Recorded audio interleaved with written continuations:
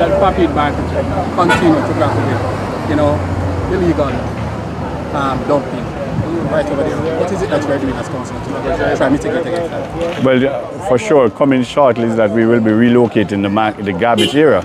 All right, and to also put it where it can be properly managed and less access to the public to put their garbage there. So therefore, coming in shortly, as early as maybe the next 2 weeks, you will see the construction of a new garbage area to make sure that what is there now, we have better control over the collection of garbage.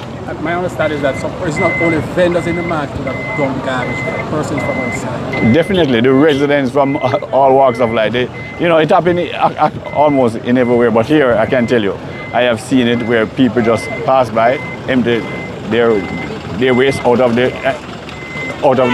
vehicles, and therefore that cannot continue. Of course, you guys would have found a location for it to remove all of the.